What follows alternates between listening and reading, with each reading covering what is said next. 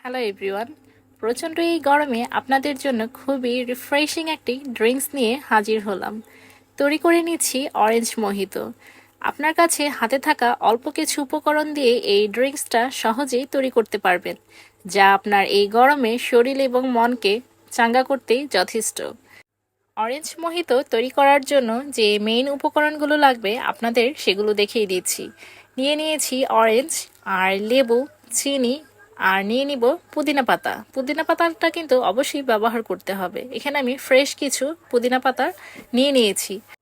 আমি একটি অরেঞ্জ নিয়ে নিয়েছি এবং ভালো মতন আগেই পরিষ্কার পানি দিয়ে ধুয়ে নিয়েছি। ধুয়ে দুই ভাগ করে কেটে নিয়েছি।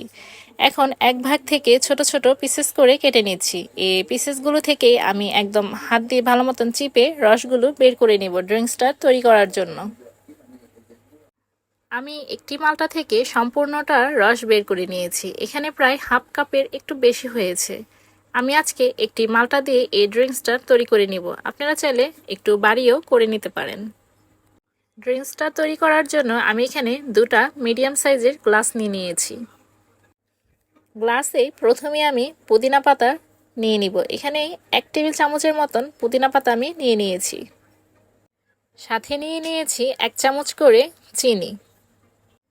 এখন আমি 2 পিস লেবুকে স্লাইস করে দিয়ে নিব। এখানে কিন্তু লেবুটা বেশি ব্যবহার করা যাবে না, কারণ আমরা একটু পরে আবার একটু লেবুর রস ব্যবহার করব। শুধু একটি সুন্দর ফ্লেভারের জন্য 2 টুকরো লেবু দিয়ে নিচ্ছি। এখন কাজ হচ্ছে এই 3টি উপকরণকে একসাথে একটু থেতো করে নেওয়া। একদম কিন্তু পেশে রস বের করা যাবে না, জাস্ট অল্প একটু থেতো করে নিলেই হয়ে যাবে। এতে করে লেবু আর পুদিনা পাতা থেকে খুবই সুন্দর একটি গ্রান ছড়াবে। ড্রিঙ্কসটা ঠান্ডা করার জন্য আমি কিছু এখানে আইস কিউব দিয়ে নিচ্ছি। আপনারা আপনাদের পছন্দ মতন আইস কিউবগুলো দিয়ে নেবেন।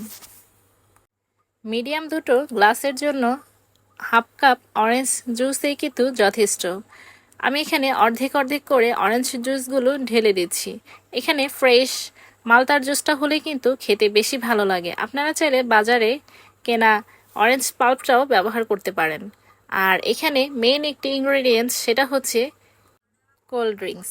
আপনারা এখানে সোডা ওয়াটারটাও ব্যবহার করতে পারেন, বা 7 আপ, ম্যারেন্ডা, ফান্ডা এসব জাতীয় যে সাদা ড্রিঙ্কসগুলো আছে সেগুলো ব্যবহার করবেন। এখানে কিন্তু কোনোভাবে কালো যে ড্রিঙ্কসগুলো পাওয়া যায় সেগুলো ব্যবহার করা যাবে না। এখন আমি বাকি অংশে এই ড্রিঙ্কসটা দিয়ে নিচ্ছি। শেষে দিয়ে নিচ্ছি 1 চামচ করে লেবুর রস। ব্যাস হয়ে গেল অরেঞ্জ মোহিতো। তবে এই ড্রিঙ্কসটা কিন্তু বেশি নাড়াচাড়া করা যাবে না, বা চামচ দিয়ে গোলানোও যাবে না। তাহলে এই ড্রিঙ্কসের যে একটি লেয়ারিং স্ট্রাকচার আছে সেটা কিন্তু একদমই নষ্ট হয়ে যাবে।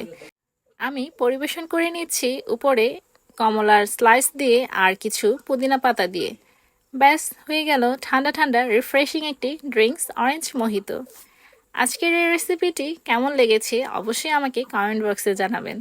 এই গরমে কিন্তু আপনারা খুব সহজেই হাতে থাকা অল্প কিছু উপকরণ দিয়ে এই রিফ্রেশিং ড্রিঙ্কসটা অবশ্যই তৈরি করতে পারবেন।